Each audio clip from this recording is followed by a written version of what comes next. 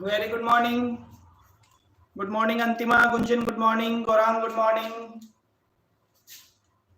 Sneha, good morning. आ जाओ बेटा, सभी लोग आ जाए फटाफट से।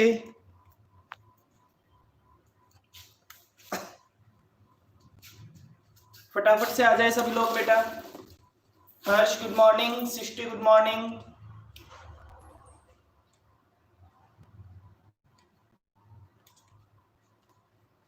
चलिए बेटा, एक क्वेश्चन कर रहे थे अपन। बेटा लास्ट क्लास में अपन एक क्वेश्चन कर रहे थे। किसी ने ट्राई किया है क्या उस क्वेश्चन को आगे? बेटा किसी ने ट्राई किया था क्या क्वेश्चन? बेटा जो क्वेश्चन अपन ने करना स्टार्ट किया था, क्या आप किसी ने ट्राई किया है क्या?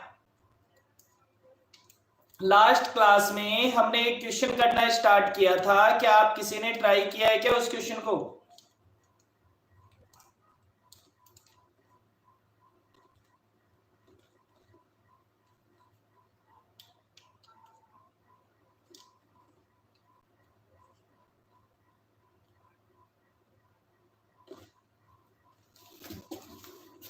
चलिए बेटा देखते हैं, पढ़ते हैं फटाफट से। Tom limited hold 45% of the paid up share capital of B Limited. The share were acquired at market price of rupees 18 per share. The balance 55% share of B Limited are held by a foreign collaborating company. A memorandum of understanding has been entered into with the foreign company providing for the following. ठीक है साहब, ये कह रहे हैं Tom limited के पास 45% share है B limited के। ठीक है साहब, जो उसने 18 रुपीज पर शेयर पे एक्वायर किए थे। जो बचे हुए 55% शेयर है बी लिमिटेड के, वो एक फॉरेन कंपनी के पास है जो कि टॉम की कोलैबोरेटर है। मेमोरेंडम ऑफ अंडरस्टैंडिंग, दोनों ने बीच में एक memorandum of understanding. Memorandum of understanding का सिंपल मीनिंग होता है एक एग्रीमेंट की तरह बनाया। एग्रीमेंट में क्या बनाया बेटा? The shares held by foreign company will be sold to Tom limited. जो शेयर फॉरेन कंपनी होल्ड करती है, वो शेयर वो टॉम लिमिटेड को सेल कर देगी। At the price per share will be calculated by capitalizing the yield at 20%। एक share का प्राइस कैसे निकाला जाएगा? उस कंपनी की यील्ड को 20% की रेट से कैपिटलाइज करके। यील्ड, अब यील्ड क्या होगी? Yield for this purpose would mean 50% of the average of pre-tax profit for last 3 year। ठीक है साहब, तो yield का क्या होगा? 50% of the average of pre-tax profit for last 3 year, which were rupees 35 lakh, 40 lakh and 45 lakh। Okay बेटा, आगे बोल रहा है the actual cost of the shares to the foreign company. Foreign company ने वो शेयर खरीदे कितने में थे? 6 लाख में। और उनको बेचने से जो प्रॉफिट होगा उस पे टैक्स लगता है 25%। अब वो टैक्स, फॉरेन कोलैबोरेटर तो फॉरेन में है। अगर हम किसी फॉरेन पर्सन के साथ कोई ट्रांजेक्शन करते हैं बेटा, अगर हम किसी फॉरेन पर्सन के साथ कोई ट्रांजेक्शन करते हैं और अगर उस फॉरेन पर्सन का कोई टैक्स बनता है, तो वो जब हम उसको पेमेंट करते हैं तो क्या हमें टीडीएस डिडक्ट करना पड़ता है क्या? एक बात बताएं, आप किसी फॉरेन पर्सन के साथ जब कोई ट्रांजैक्शन करते हैं,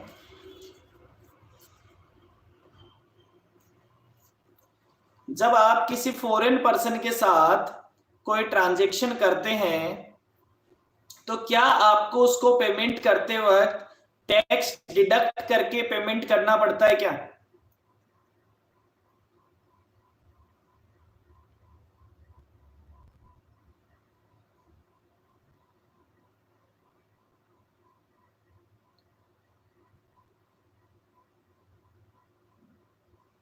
जवाब दीजिए बेटा। Yes sir. तो यही बात ये कह रहे हैं कि आपको जो फॉरेन पर्सन को पेमेंट करना है, उसमें से उसका टैक्स डिडक्ट कर लीजिए और वो आप गवर्नमेंट को पे कर दीजिएगा, ठीक है। उसके बाद जो उसका नेट कंसिडरेशन आ जाए, 50% would be remitted to the foreign company immediately. जितना उसका नेट अमाउंट बचता है उसका 50% तो उसे तुरंत पे कर दीजिए, और बचा हुआ 50% अनसिक्योर्ड लोन बना लीजिए जिसका पेमेंट आपको करना है 3 साल के बाद, ठीक है साहब। सारी स्कीम 1 अप्रैल 2017 को अप्रूव हो गई थी। Total asset of B limited on 31 March 2017 1 crore 10 lakh रुपए की थी। It was decided to write down fix asset by 2,10,000। Current liability of B limited as on the same date 40 lakh की थी। Paid up share capital of B limited was 20 lakh divided into 2 lakh shares of ₹10 each. Compute the purchase consideration. आपको क्या calculate करना है बेटा? आपको purchase consideration calculate करना है। चलिए स्टार्ट करते हैं परचेज कंसिडरेशन कैलकुलेट करना।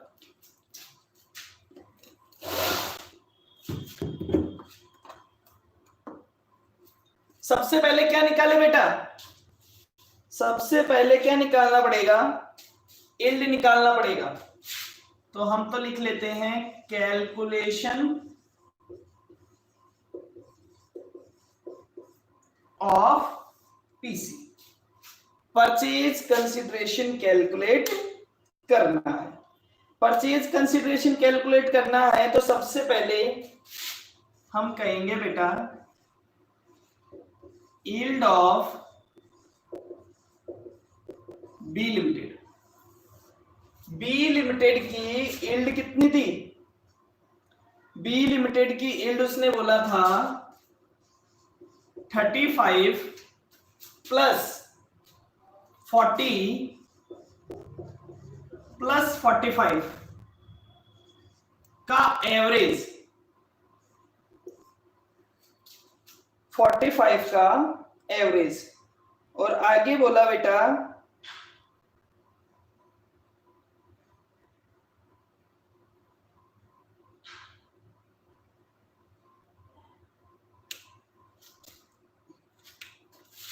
Multiplied by 50%। कितना आ गया बेटा? जल्दी से बताएं कितना आ गया, ये वैल्यू बताएं फटाफट से बेटा।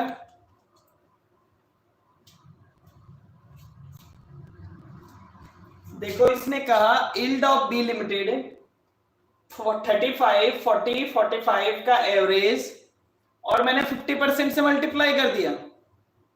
ये वैल्यू कितनी आ गई?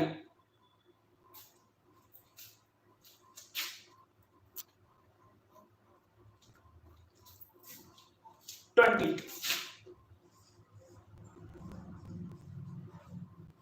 बेटा ये 20 कंप्लीटली समझ में आ गया कि आपको कैसे आया?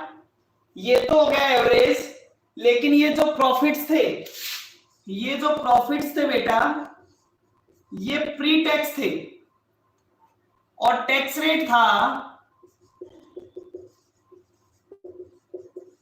50%। तो मैंने कहा कि भाई जितना एवरेज आया है, एवरेज आया 40, उसमें से 50% अगर टैक्स लग जाएगा तो बचेगा कितना? 50%। तो फिर आफ्टर टैक्स यील्ड कितनी होगी?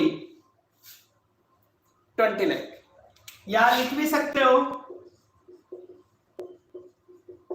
आफ्टर टैक्स, यहां आप लिख भी सकते हो बेटा आफ्टर टैक्स, क्योंकि टैक्स रेट हमें बता रखी है। आगे बोलता है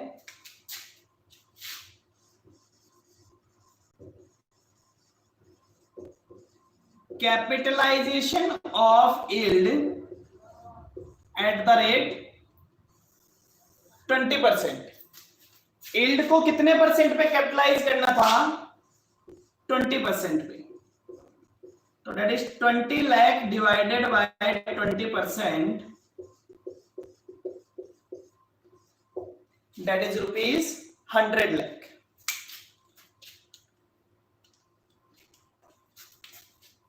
इसको डिवाइड कर देते हैं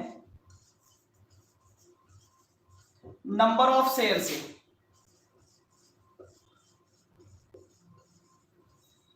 2 लाख शेयर्स, तो वैल्यू पर शेयर ऑफ बी लिमिटेड ₹50। बेटा बी लिमिटेड के एक शेयर की वैल्यू कितनी आ गई? बी लिमिटेड के एक शेयर को हम कितने रुपए में खरीदेंगे?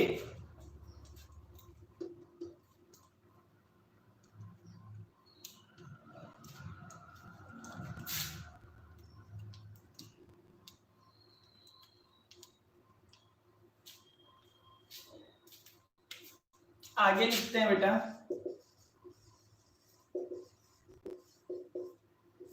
Amount of PC. पीसी का अमाउंट कितना होगा? तो हम कहते हैं शेयर्स ऑलरेडी हेल्ड, जो शेयर प्रेजेंट में होल्ड कर रखे हैं उसके 2 लाख में से 45% share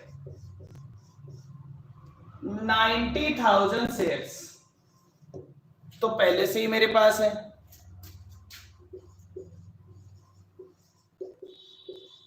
shares to be purchased, कितने शेयर परचेज करने पड़ेंगे? 2 लाख का 55%, 1,10,000 शेयर। तो पीसी का अमाउंट कितना हो जाएगा? 1,10,000 multiplied by 50, that is 55 lakh. बेटा इस पीसी के अमाउंट में कोई कंफ्यूजन है क्या? फटाफट से बताएंगे। बेटा पीसी के अमाउंट में किसी को भी कोई कंफ्यूजन है क्या?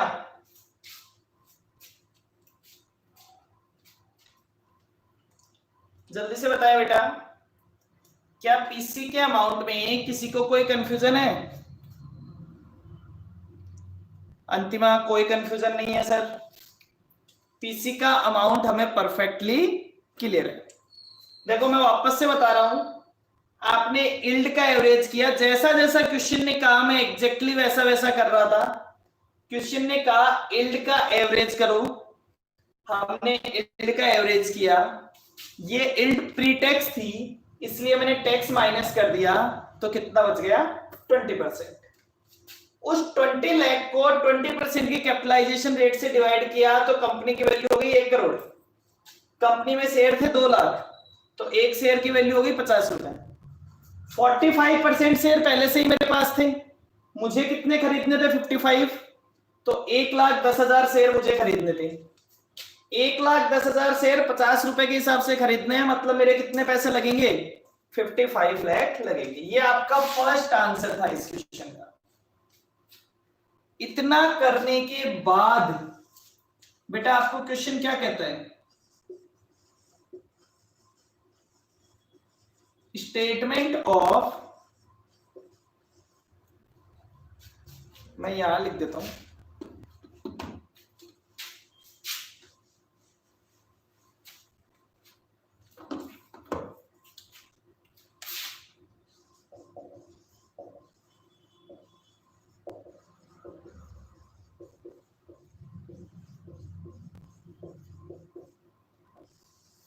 Statement of discharge of purchase consideration. इस 55 लाख का पेमेंट कैसे करेंगे? ठीक है, इस 55 लाख का पेमेंट कैसे करेंगे? चलिए सबसे पहले तो हम कहते हैं भाई साहब अमाउंट ऑफ पीसी क्या था? अमाउंट ऑफ पीसी था ₹55 lakh minus tax paid to government. अब एक बात बात बताइए बेटा, फॉरेन कोलैबोरेटर का टैक्स कितना बनता है?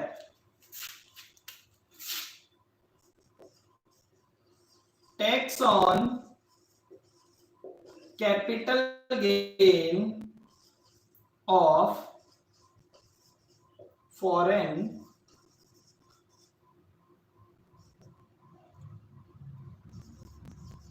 कोलैबोरेटर। फॉरेन कोलैबोरेटर का टैक्स कितना बनता था? फटाफट से कैलकुलेट करके बताएं। कौन कैलकुलेट करेगा? कितना परसेंट टैक्स देना था बेटा उसको? 25%।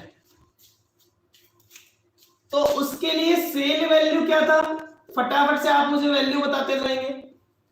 बेटा फॉरेन कोलैबोरेटर के लिए शेयर्स का सेल वैल्यू कितना था?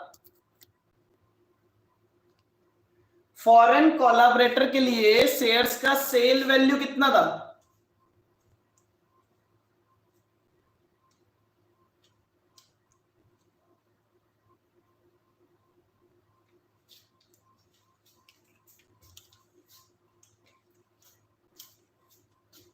बेटा जल्दी से बताएं। शेयर्स का सेल वैल्यू अंतिमा 11 लाख, गौरांग 6 लाख, ऐसा कैसे? अच्छा एक बात बताओ, फॉरेन कोलैबोरेटर ने शेयर किसको सेल किए थे? फॉरेन कोलैबोरेटर ने शेयर्स किसको सेल किए थे? अभी तक दोनों आंसर गलत है। फॉरेन कोलैबोरेटर ने शेयर्स किसको सेल किए थे?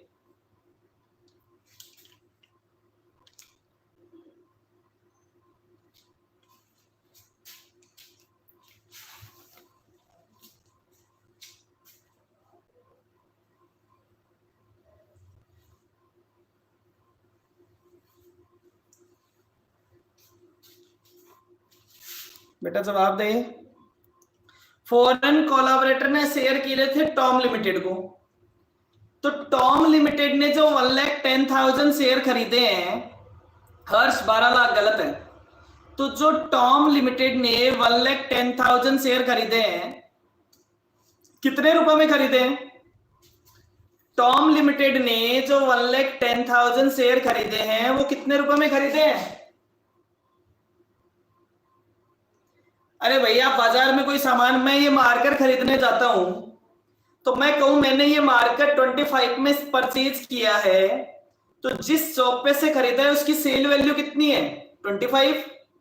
भाई अगर मेरे लिए परचेज वैल्यू गौरांग 90,80,000, कहां से वैल्यू बता रहे हो?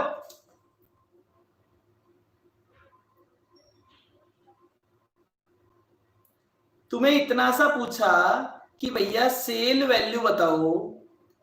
अगर टॉम लिमिटेड 55% शेयर 55 लाख में खरीदता है तो किससे खरीदे हैं? फॉरेन कोलैबोरेटर से। तो फॉरेन कोलैबोरेटर के लिए सेल वैल्यू क्या होगा? जितने आंसर दिए सारे गलत है अभी तक।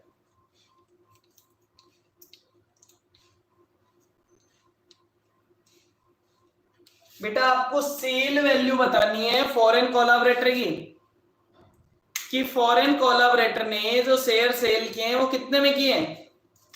अरे भैया 55 लाख में। फॉरेन कोलैबोरेटर की सेल वैल्यू कितनी है? 55 लाख माइनस उसकी परचेज कॉस्ट कितनी थी? बेटा माइनस उसकी परचेज कॉस्ट कितनी थी? 6 लाख। तो उसका प्रॉफिट कितना है?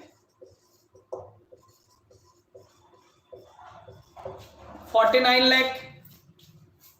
तो tax at the rate 25%, 49 lakh का 25%, 12.25 लाख। क्लियर है?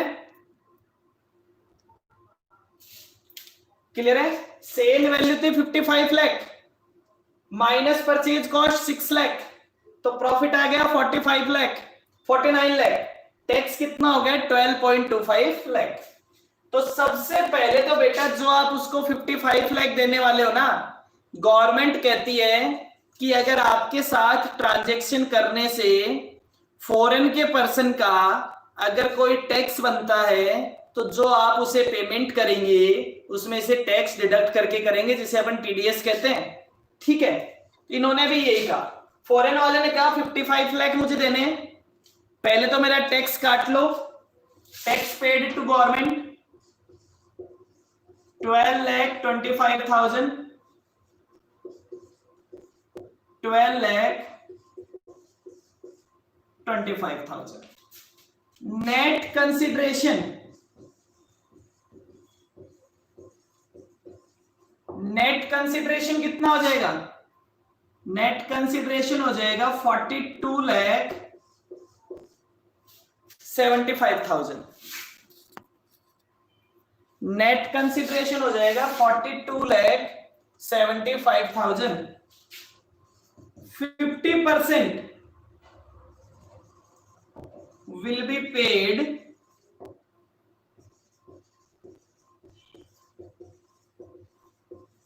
immediately। 50% इमीडिएटली पे हो जाना चाहिए। 42,75,000 का 50%, 21,37,500 एंड 50% विल बी, कौन सा लोन था?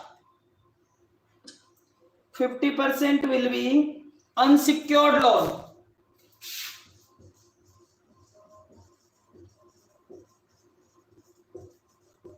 for 3 years,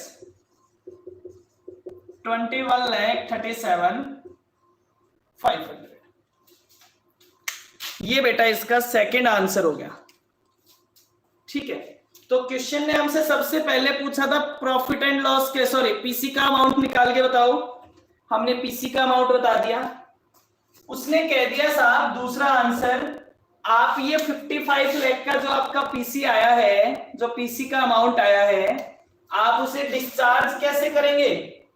तो डिस्चार्ज करने के लिए उसने कहा पहले तो भाई टैक्स गवर्नमेंट को पे कर दीजिए, हमारे भी आप पे, जो नेट अमाउंट बच जाता है उसका 50% तो अभी दे दीजिए और 50% अनसिक्योर्ड लोन बना दीजिए, 3 साल के बाद पे कर दीजिएगा।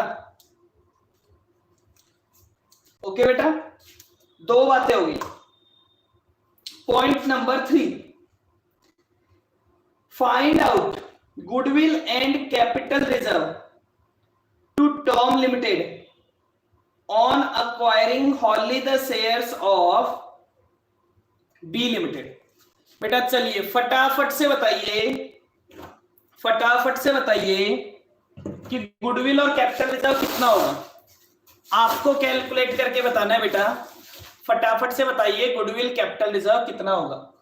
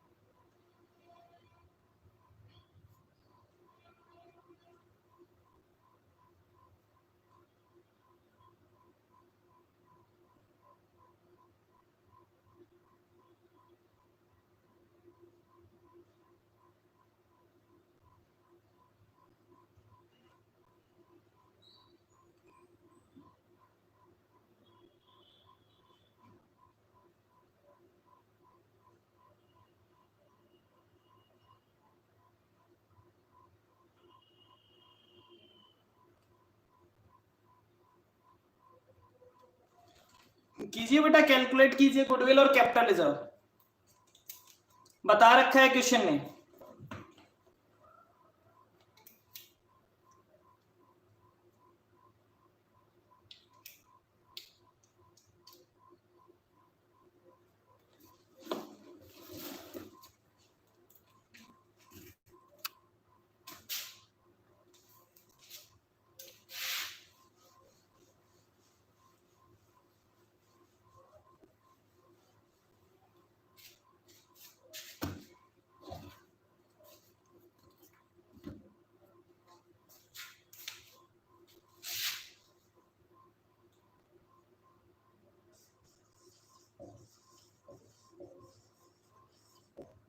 टोटल असेट कितने की आई थी बेटा? अगर आप पूरी कंपनी की बात करते हो तो पूरी कंपनी की टोटल असेट कितने की थी? 1 crore 10 lakh minus return down in fix asset. Fix asset को कम करना था, मतलब इसमें से जो ये टोटल वैल्यू लिखी हुई थी इसमें से आपने वैल्यू करते वक्त 2,10,000 रुपीज क्या कर दिए बेटा? इसको वैल्यू करते वक्त बेटा आपने 2,10,000 रुपीज कम कर दिए। ठीक है, आगे बोल रहा है लेस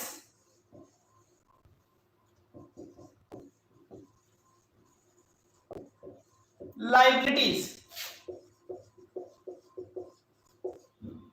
कितने की लाइबिलिटी चली गई आपकी?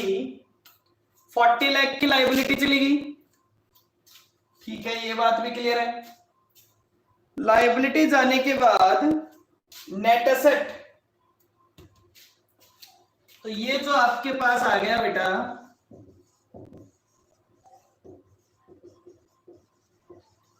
Net asset acquired. Net asset की वैल्यू कितनी आई? नेट एसेट की वैल्यू कितनी आई बेटा?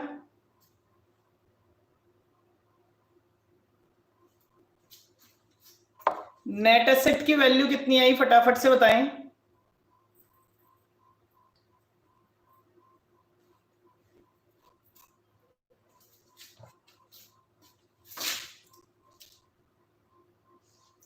$67,90,000 माइनस पीसी 55 लाख आपने ये दे दिए।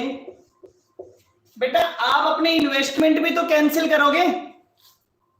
आप अपने इन्वेस्टमेंट, क्या ये सारी कंपनी आपके पास ये 55 लाख से आ गई क्या? क्या ये नेट एसेट पूरी की पूरी क्या इस 55% से 55 लाख से आई है क्या? नहीं, आपके पास भी इन्वेस्टमेंट इन बी लिमिटेड था। कितने शेयर थे आपके पास? आपके पास 90,000 शेयर थे और वो 90,000 शेयर्स आपने 18 रुपीज में खरीदे थे, तो 16,20,000। फाइनली क्या आएगा? गुडविल आएगा या कैपिटल रिजर्व आएगा? जल्दी से बता दें।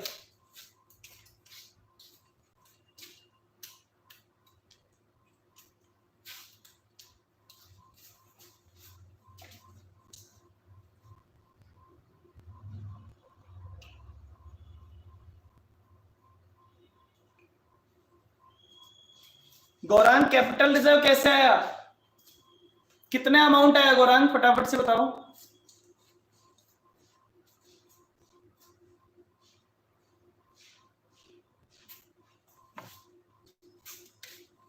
कैपिटल रिजर्व तब आता है जब असेट ज्यादा होती है। कैपिटल रिजर्व तब आता है जब नेट एसेट ज्यादा आती है। गुंजन सही कह रही है सर, गुडविल आएगा 3,30,000 का। गुडविल आएगा कितने अमाउंट का आएगा? 3,30,000 का गुडविल आएगा। ओके बेटा, ठीक है, क्लियर है।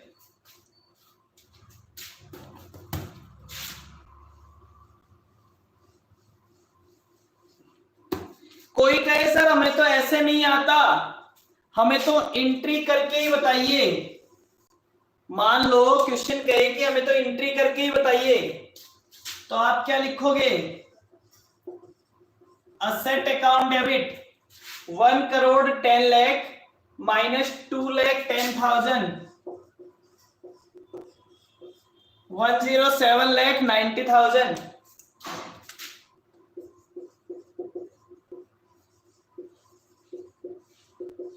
To sundry liabilities 40 lakh, to consideration 55 lakh, to gain on bargain purchase 12,90,000। Entry number 2, मैं सारी एंट्रियां करके भी बता रहा हूं। ऐसा क्वेश्चन 2 बार एग्जाम में आया हुआ है, एक बार सीधी कैलकुलेशन पूछी हुई है, एक बार एंट्रियां पूछी हुई है। फिर आपने कंसीडरेशन का पेमेंट कर दिया, कंसीडरेशन को लिक्विडेटर भी लिख सकते हैं, कंसीडरेशन अकाउंट डेबिट 2। क्या क्या दिया है आपने, to tax payable,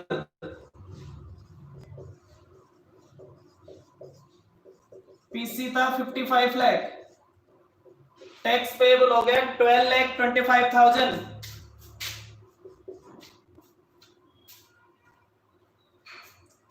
to tax payable, to cash 21,37,500,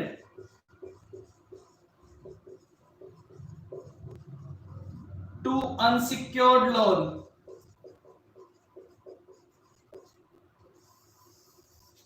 दो एंट्रियां हो गई बेटा। एंट्री नंबर 3, इन्वेस्टमेंट को राइट ऑफ करना है, goodwill account debit to investment in B limited 16,20,000। Entry number 4, set off कर दीजिए, gain on bargain purchase to goodwill.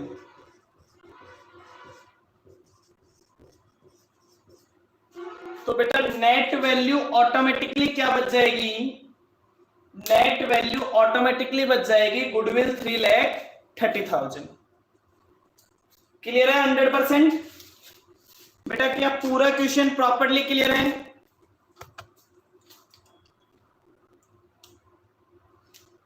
बेटा क्या पूरा क्वेश्चन प्रॉपर्ली क्लियर है क्या?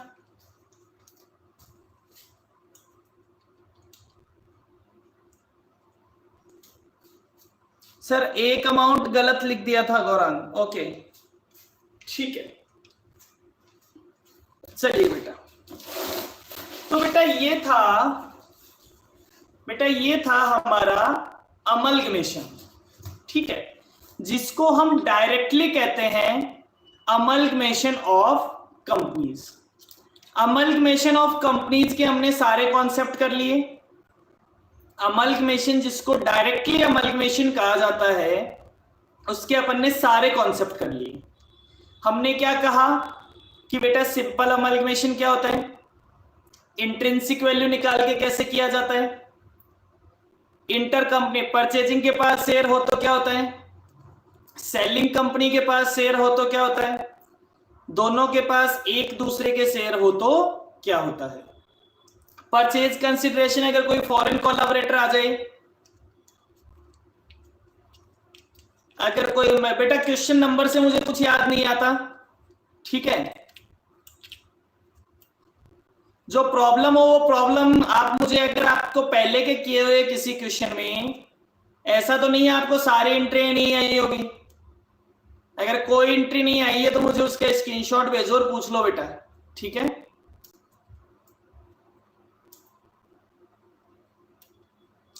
ट्राई ही नहीं करना कोई तरीका नहीं होता,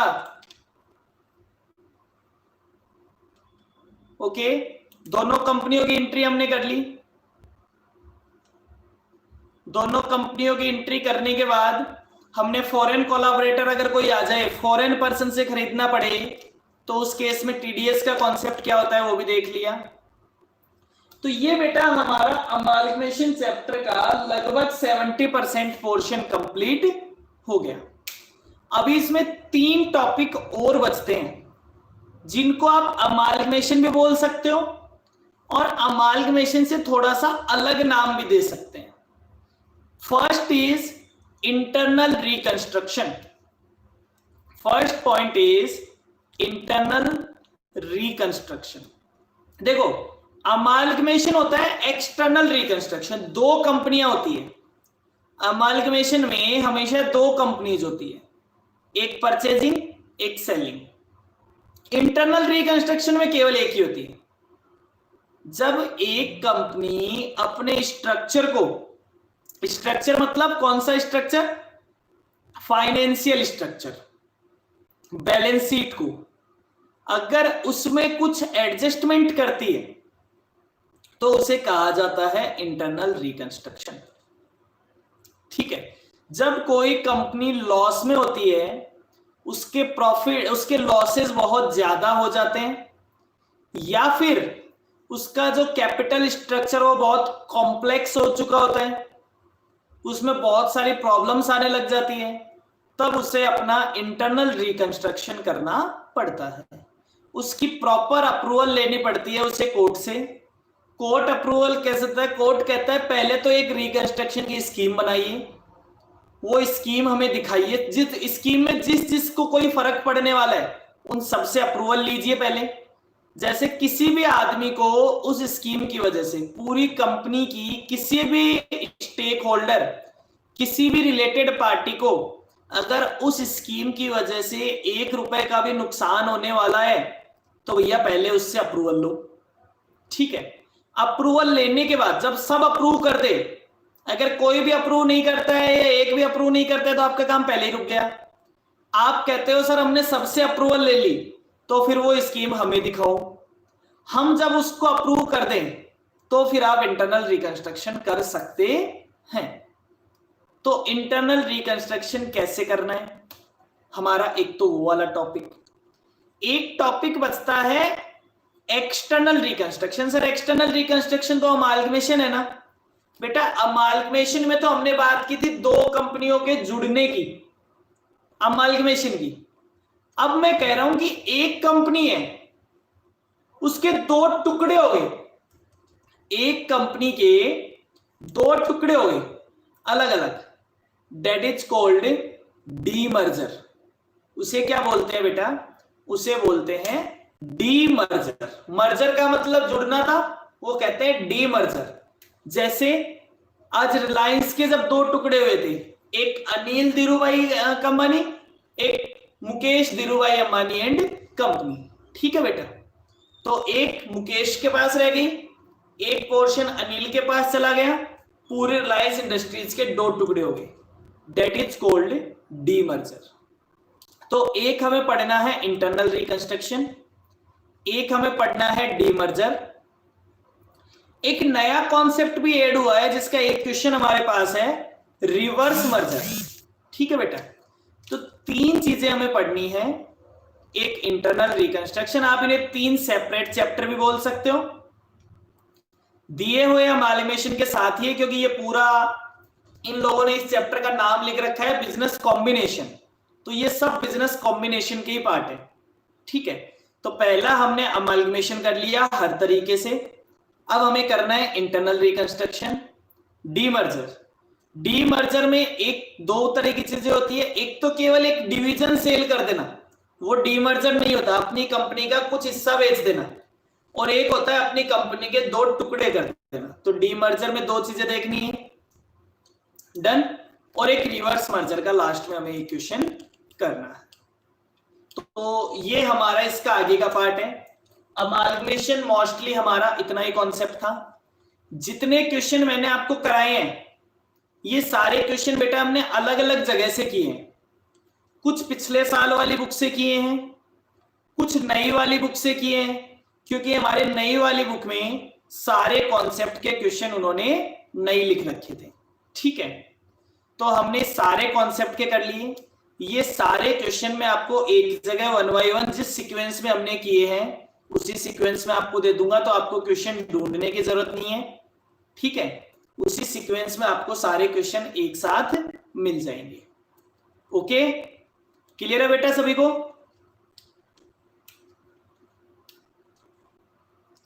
ये सभी को क्लियर है क्या बेटा?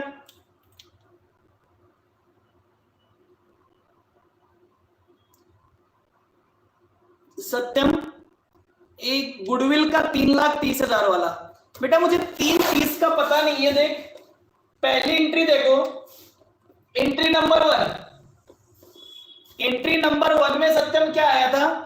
To gain on bargain purchase, कितने रुपए का आया था? 12,90,000। फिर एंट्री नंबर 3 में आया था गुडविल, एंट्री नंबर 3 में आया था गुडविल 16 लाख, एंट्री नंबर 3 में गुडविल आया था 16,20,000। अब बेटा दो को आपस में राइट ऑफ करना था, गुडविल और गेन ऑन बार्गेन परचेज, तो मैंने गुडविल और गेन ऑन बार्गेन परचेज को राइट ऑफ कर दिया, तो ऑटोमेटिकली गुडविल का बैलेंस बच गया 3,30,000।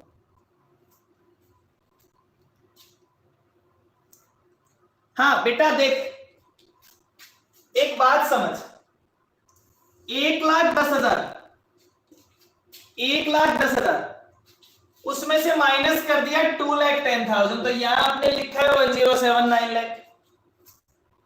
क्रेडिट किया था 40 लाख की लायबिलिटी, क्रेडिट किया था 55 लाख का कंसिडरेशन, और क्रेडिट किया था इन्वेस्टमेंट। तो एक आइटम प्लस वाला था, 3 आइटम माइनस वाले थे। ऑटोमेटिकली देख मेरे पास नेट में एसेट आई 1,07,000, 1,07,90,000, 40 लाख की लायबिलिटी आ गई, 55 लाख मैंने पे कर दिए, और 16,20,000 मैंने पहले से ही दे रखे थे, तो टोटल मेरे जेब से 3,30,000 रुपए ज्यादा लग गए। That is goodwill.